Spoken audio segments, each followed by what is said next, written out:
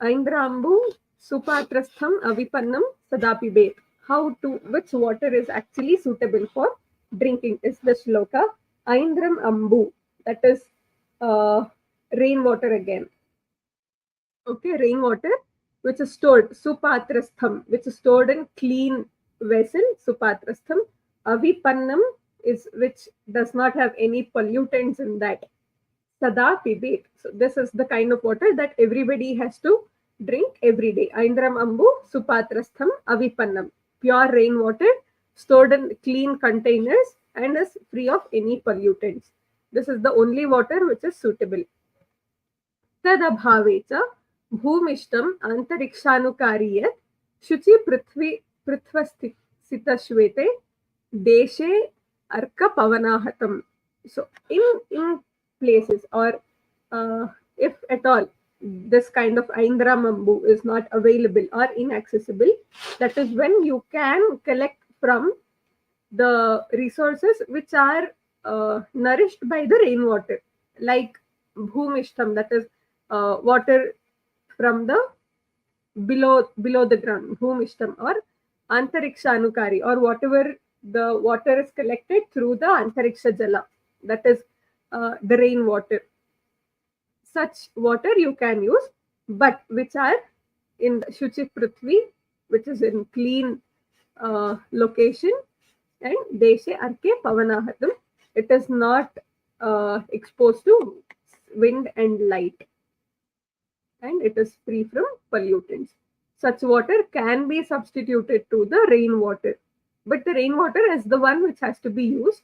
If in case that is not available, you can go to any other resources which are nourished by the rain itself. Next, he says, what are the kind of water that is not suitable for drinking?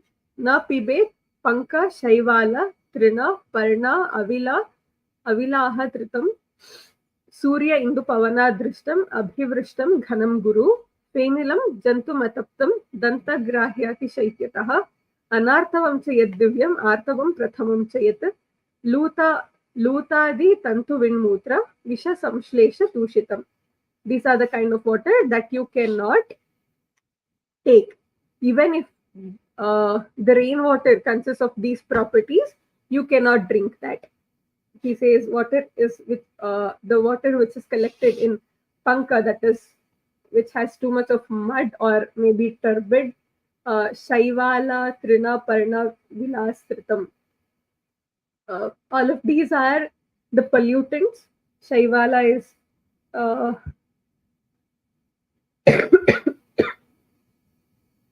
the place where the dead animals are staying. Trina Parna, where the grasses and leaves are fallen down. Avilahatritam, that is, it is not clear. It is avila, that is, it is very turbid in nature. Such kind of water you cannot take. Surya Indu Pavana Drishtam, the water which is not exposed to sun, moon, and air. If the water is clean and if it is exposed to sun, moon, and air, then it can be taken. Abhivrishtam ghanam guru. Abhivrishta pavana dristam. Abhivrishtam ghanam guru. Here it means the rain which has fallen during the summer season. Abhivrishtam is previous to the rain. Okay.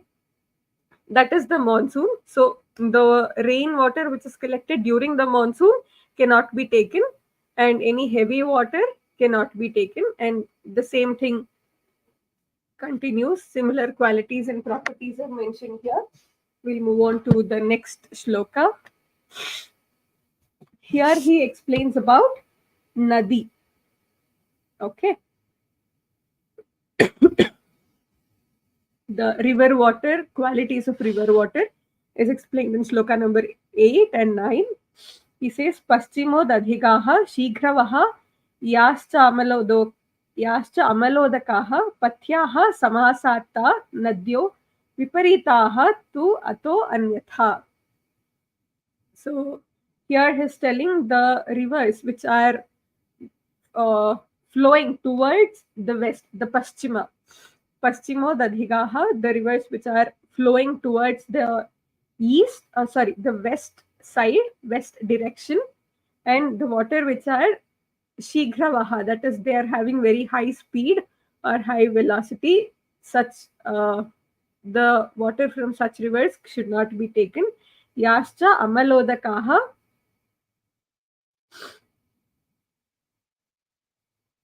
Amalodaka is clean water. So the river which is flowing towards Paschima, which are having high velocity and which have clean water, is good. Patyaha, he says it is good. Samasat ta nadyo viparita astu ato anyatha. If the river is in the east direction, it is having high velocity and it is clear, that is good, and the others are not good. So river water is also acceptable, but if it has clear water and it is having high speed in flowing. Next he explains, so again he explains the other sources of water. He says, upalaha, upalasphala na akshepa vichedaihi खेदितोदकाः हिमवन् मलयोद्भूताः पथ्याः ता एव च स्थिराः कृमि श्लीपद हृत्कण्ठ शिरोरोगान् प्रकुर्वते. Here he says which rivers are good.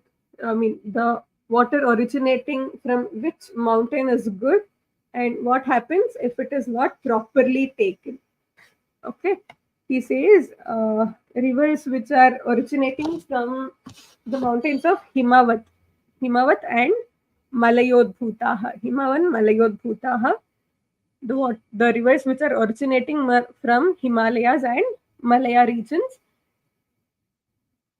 are suitable for drinking purpose, because upalas are there. There are small stones which can purify the pollutants in the water and they become very clear. So the water can be taken from the rivers originating from Himalayas and Malaya region. Pathyasta evacha sthiraha. He says these can be taken, but if they are stagnated, and if they are not flowing, and if such water is taken, it will cause krimi, shlipada, hritkanta, shiroroga, etc. So the water originating from Himalaya region and the Malaya region can be taken. They are good for drinking, they are suitable for drinking, but if they are not flowing, then it is not potable drinking water. We'll move on to the next shloka, where he explains us about rivers originating from the other regions of Prachya, Avanti, and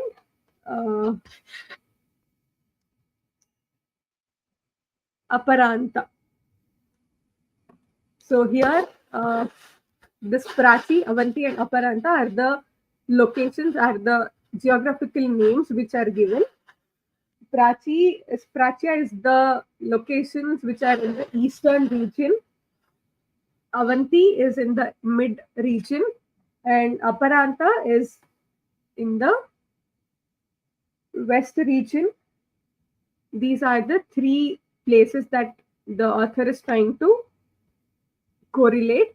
Prachi, Avanti, Aparanta, three regions. Prachi is in the east, and Avanti is in the mid range, and Aparanta is on the opposite side. That is like here in the commentary we see Prachyaha is Gaudaha. Gauda is again on the eastern side. Avanti is on the Malavaha, that is in the mid range. Aparanta is Konkan side.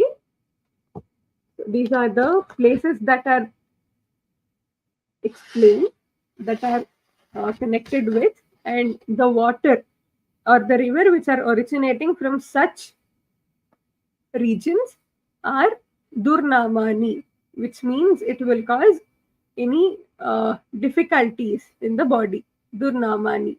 Okay. And then Mahendra Jaha Udara Shlipada Atankan. Mahendra region, water, they will cause Udara and Shlipada Rogas. And then he explains Sahya Vindyodbhavaha Punaha Kushta Pandu Shiro Rogan. The rivers originating from uh, Sahya, Sahya mountain region and the Vindhya mountain region will cause Kushta, Pandu, and Shiroroga. Doshagnyah Pariyatrajaha. So there is a place called Pariyatra, which is again on the Vindhya region itself. The water which have origin from this Pariyatra region is Doshagna, that is, it is good for reducing all the doshas. Dosha Shamana happens. Bala Paurusha Karinyaha, it will increase the Bala and Paurusha. Paurusha is strength and virility. Sagara Ambhaha Tridoshakrit. The water which have the connection with sea is causing Tridosha Prakopa. So these are all the places from which the water is not potable. Until now, until the previous shloka, we have understood the rivers originating from different places and their benefits in drinking. But here in this shloka, he explains which place originating water should not be taken and what are the effects of it. So, by understanding this, we can understand the possible kind of diseases that could possibly occur in such places. That is, see, whenever you see Sahya and Vindhya region, then you can expect people to be suffering or more prone to Kushta, Pandu, and Shiroroga kind of diseases, or the Sampra or the diseases that could have been seen which are associated with this. Okay, so we understand it like this. This is how the practical approach goes. So, and now we are moving on to the next shloka, where he explains about the wells and ponds, Kupa and Tataka. Kupa is well, Tataka is ponds. Okay.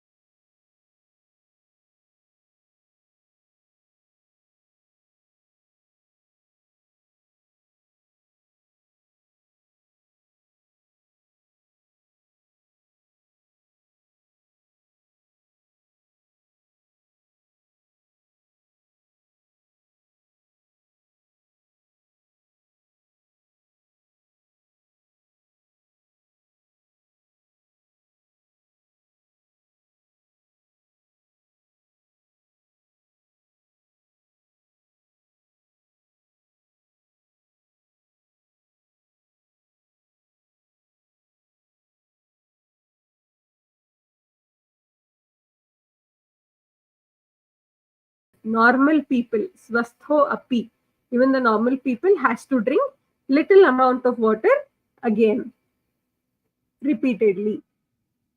Okay. Rite sharat nidaghabhyam pibet swastho api cha alpashah. In Sharat Ritu and Grishma Ritu, even the normal person has to drink little amount of water only. They cannot gulp like too much of water at a time.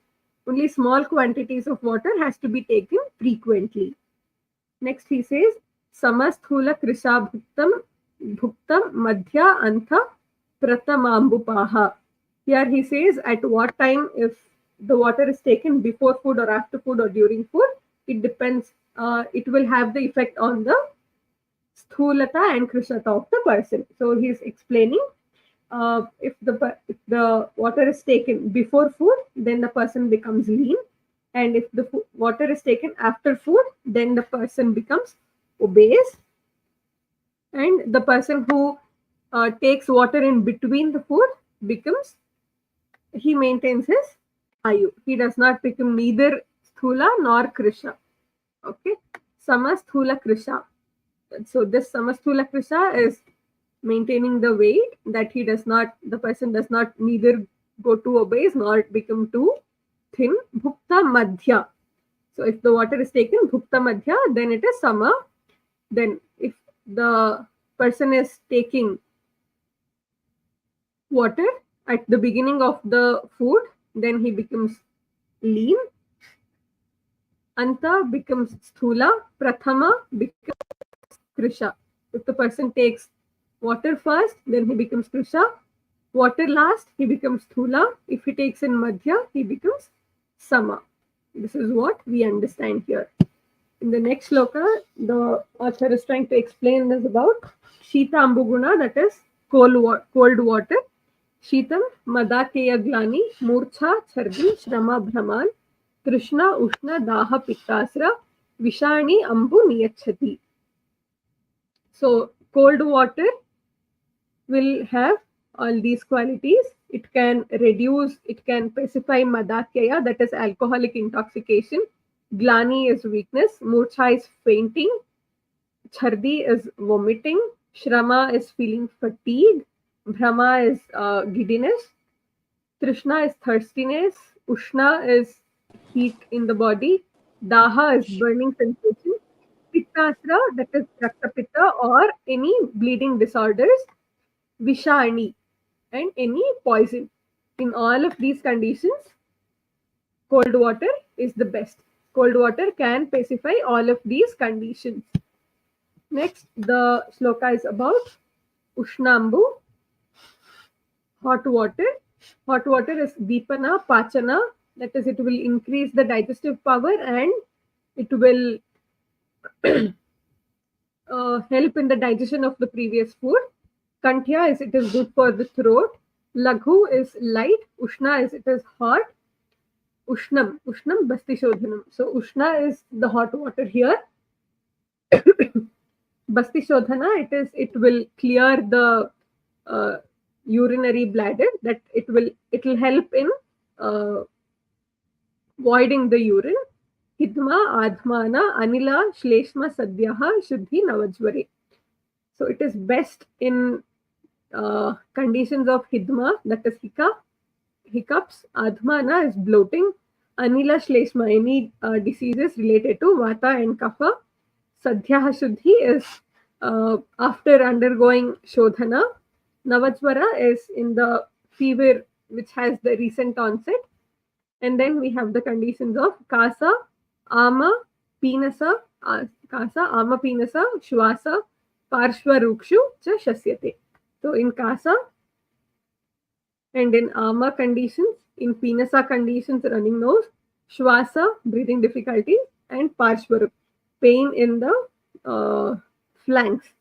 In all such conditions, Ushna Jala is indicated. Next, he explains Kvathita Shitambu, that is boiled and cooled water. Boiled and cooled water is always Anabhishyandi, that is, it will not increase any secretions inside the body. It is Laghu, light. It is pitta yukte hitam doshe. So if there is any disorders with pitta association in such conditions, boiled and cooled water is the best. Vyushitam tat tridoshakrit. If you keep it overnight, Vyushitam is keeping it overnight. If you keep the boiled and cold water overnight, then it will increase 3 doshas. So the meaning is you should not keep it for overnight. So next we understand about uh, Narikelodaka. Narikelodaka is coconut water, or it could also be coconut milk in some cases. So here he says Narikelodakam snigdham swadu vrishyam himam laghu Trishna pitta nilaharam deepanam basti shodhanam. So these are the qualities of Narikelodaka, that is coconut water, the tender coconut water to be very specific. Next we have the last point about water, that is Varshasu Divyanadeye Param Toye Varavare. So in Varshasu, that is in rainy season, rainwater is the best. Divyanadeye, that is the rainwater is the best, and the river water is in the worst quality. So that is one last caution about water. Next, we see about Kshira, properties of milk. From here, let us concentrate only on the important shlokas where it is very, very beneficial for you to learn and understand, because we are learning all of these right now for exam purpose. We will concentrate on the important topics and see whatever is important for our exams. So properties of milk, he says, Swadu pakarasam snigdham ojasyam dhatuvardhanam vatapittaharam vrishyam shleshmalam guru shitalam. So this shloka is generally for all Kshira Varga. Okay, so this is like the context of the complete Kshira Varga, he says, in with respect to all kinds of milks. Here is the gunas, Swadupaka and Rasa. So here he says the Vipaka is also Swadu and Rasa is also Swadu.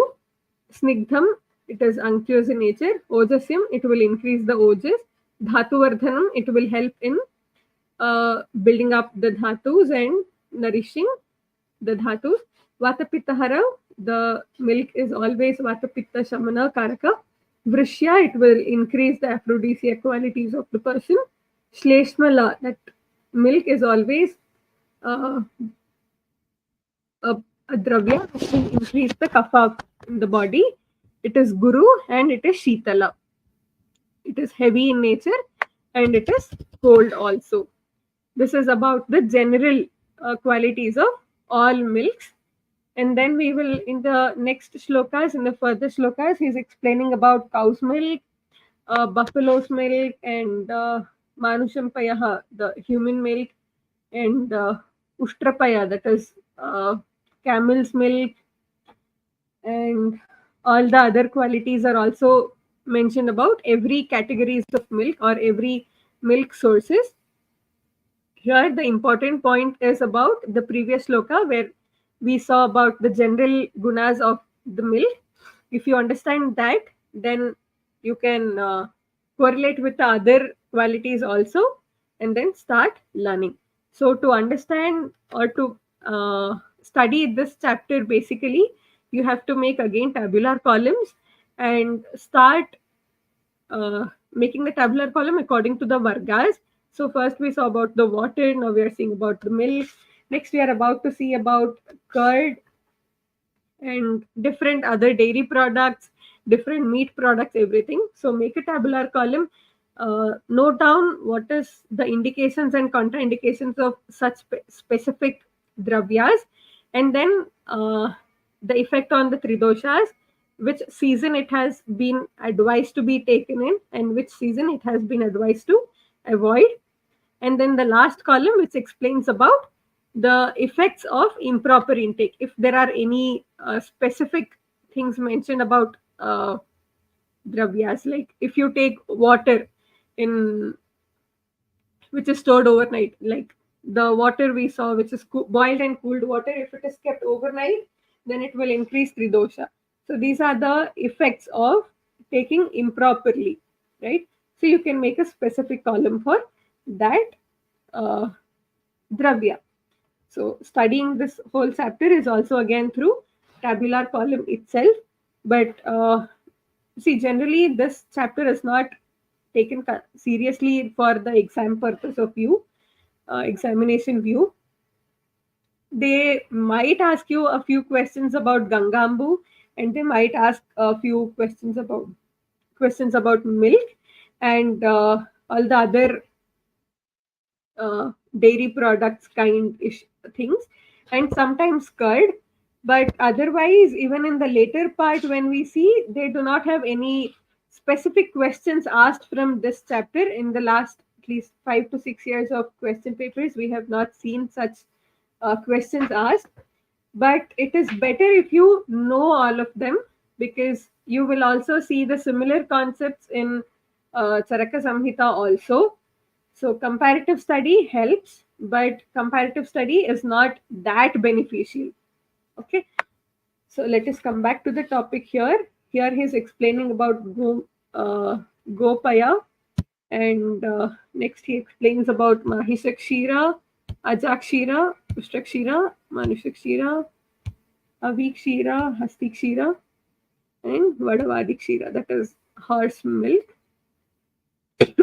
All of these you can make tabular columns and start studying and understand. But this shloka is important for you. The shloka number 28. Payo abhishyandi guru amam yuktya shrutam ato anyatha. So he says payo is abhishyandi. It will increase all the secretions of the body. It is guru when it is taken in ama condition. That is, if it is not boiled in ama condition, in ama, that is in the raw format itself, if you take the milk, it is abhishyandi and it is guru. But if it is properly boiled, yuktya shrutam, if it is properly boiled, it has the opposite qualities. Shrutam ato anyatha. It is not an abhishyandi, and it is laghu if it is boiled properly. If it is not, then we know what is happening. And he also says, Bhavet gariyo atishrutam dharoshnam amritopamam. Again he says, Bhavet gariyo atishrutam. If you gariya is condensing. If you boil the milk continuously for long time, atishrutam. If you boil it continuously and make it thicker, then it is guru. Again, if you have to do it properly. And then dharoshnam amritopamam. When the milk is freshly taken from the cow, that is when,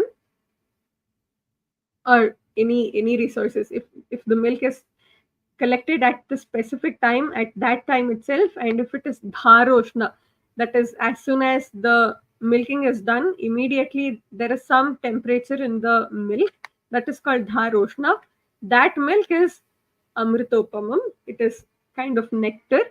But if it is heated too much, it becomes guru. If it is not heated at all, then also it is guru and abhishyandi. If it is boiled properly, then it is anabhishyandi and laghu. So this is all about the the Kshira Gunas. Now he explains about the curd. Here he is explaining us what time Dadhi has to be taken, what time it has to be not taken, how it has to be taken, and how it cannot be taken. You can go through that. It is very simple in understanding. Next, we are looking at the properties of buttermilk. Very, very important shloka. This could be your 2 or 3 mark question. Very, very important. You can by heart the shloka as well. Takram laghu kashayamlam deepanam kafavatajit shofa udara arsho grahani dosha mutra graha ruchihi pliha gulma ghrita vyapat gara pandu amayan jayet. So these are the diseases which will be taken care of when Takra Prayoga is being done. And in the first line, we are seeing about the gunas. Second and third line, we are understanding in which conditions Takra is beneficial. Next, we are looking at the properties of Mastu. Dadhi Mastu is the water, which is the water just floating above the curd. Okay, the takra. That is called Dadhi Mastu. Tadvan Mastu Saram Srotaha Shodhi Vishtambha Jit Laghuhu. These are the qualities of Mastu. And then Navanita Gunaha, the benefits of butter, the gunas and benefits of butter. What are the conditions? Navanitam, Navam Vrishyam, Hitam, Varna Bala Agnikrit. If the Navanita is freshly prepared, then it is Vrishya, Shita, Varna Bala Agnikrit. Sangrahi, Vata, Pitta, Asrak, Kshaya, Arsho, Ardita, Kasajit. These are the conditions in which butter is beneficial. Next, we looked into Kshirodbhava Navanita, that is the butter taken out from the milk itself. Kshirodbhavam tu Sangrahi, Raktapitta, Akshirogajit. These are the benefits. The previous shloka was the Navanita, which is collected from curd. Here it is Kshirotha. Okay, so we have two varieties of Navanita, that is Kshirotha and Dadyotha. So the first one is Dadyotha and the second one was about Kshirotha. Now we are looking at the Ghrita Gunas. Here he explains what are the benefits of Ghrita, what are the qualities of Ghrita, and in what conditions it can be taken. This shloka is very important. Purana Ghrita, Mada Apasmara Murchaya Shiraha Karnakshi Yonijan Puranam Jayati Vyadhin Vrana Shodhana Ropanam. Very, very important. Purana Ghrita is the ghee which is stored for long time. Here old could be, in the commentary he says Panchadashadi Varshasthitam. Panchadasha is 50 years. If the Ghrita is kept for more than 50 years, then it is called Purana Ghrita. Such Ghrita is having all of the above qualities, is what the author is trying to tell us. We'll move on to the next. Kilata, etc. That is the milk preparations or the curd preparations or the dairy products. All of these have different gunas.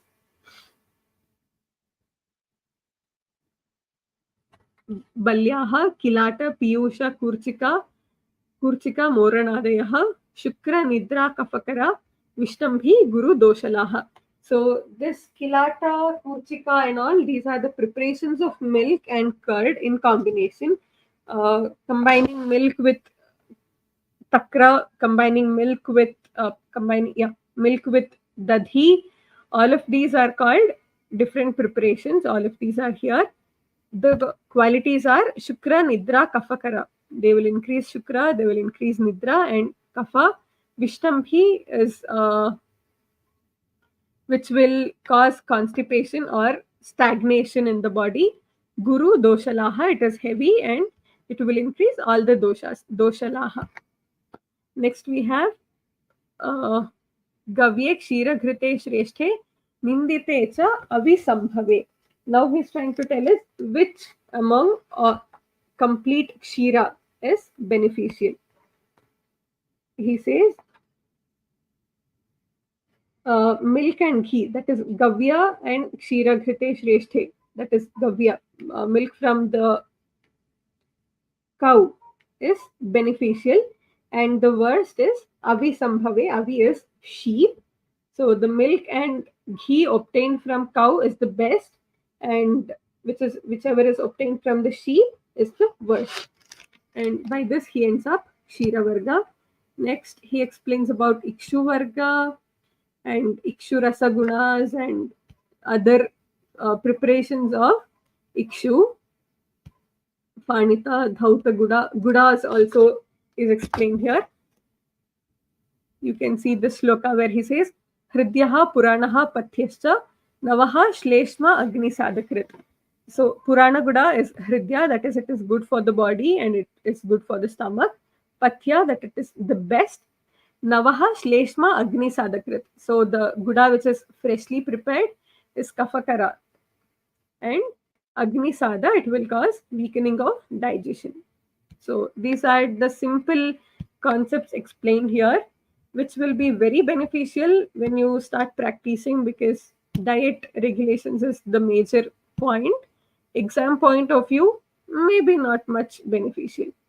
Here in this shloka from 51 to 53, he is explaining about madhu, the properties of honey. So he says, Chakshushim, Chedi, Trit, Shleshma, Visha, Hidma, Asrapittanut, and all the other qualities. Here it is all about madhu. It is all about honey. Explanation of honey. Next he says, Ushna madhu gunaha, hot honey. If the honey is prepared, if the honey is processed in hot conditions, or if it is somehow by any process, if it is heated, what happens? Ushnam ushnartum ushnecha yuktam cha ushnair nihanti tat. He says,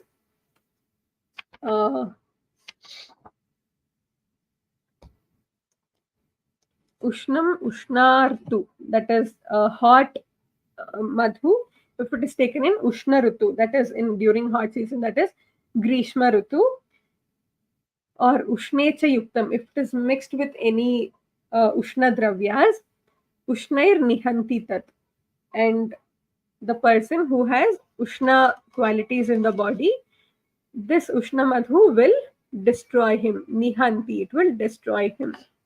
So it can. So the meaning here is, Ushna should not be taken in hot rutus. It cannot be mixed with any hot foods. It cannot be heated in any format. And it cannot be taken in the person who has too much of heat in the body. This is the meaning of this specific shloka. Then Ushna Madhu Upayoga, where Ushna Madhu is utilized, he explains here in this. And then he moves on to Taila Varga, different Taila resources, sources of Taila, and their gunas are explained here. And then he explains about Vasa and Majja. So by this he completes the Taila Varga, and also all Sneha Vargas are complete. So initially he explained us about Ghrita, and then he explains about Taila until now. Then Vasa and Majja gunas are also explained. So all Snehas are finished. Now he's starting to explain Madhya Varga, all kinds of alcoholic preparations, and Arishta Gunaha, all alcoholic preparations, Asava and Arishta preparations, and everything are here.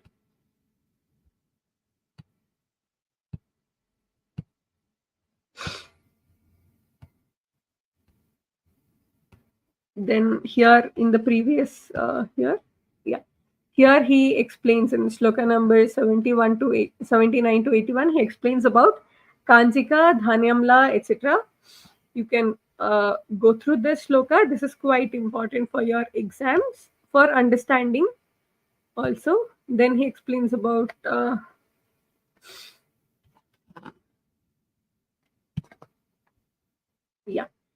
so here he's concisely explaining us about different types of urine, Aja, Avi, Gomutra, Mahishamutra, etc. Here he explains about urine, different qualities of urine, and different resources of urine.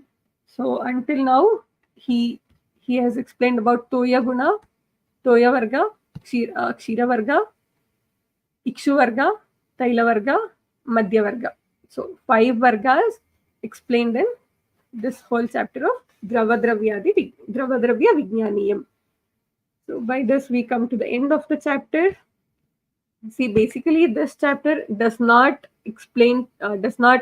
contain too much of marks in your examination. So very small chapter, but it has very great value when it comes to your practice. in your practice, these are very, very important because people ask you with lot of questions, and you can surely treat the patient with only such kind of mild changes in their dietary things. If you know the qualities, if you know the gunas of all the Dravadravyas, it is easier for you to what do you say, constitute their diet properly and help them with majority of ahara vihara changes, and not completely dependent on aushadha itself. That is the importance of this chapter. So by this we are ending up this chapter, and tomorrow let us go with the sixth chapter, that is Anaswarupa Vignaaneeya. Thank you. Thank you, ma'am.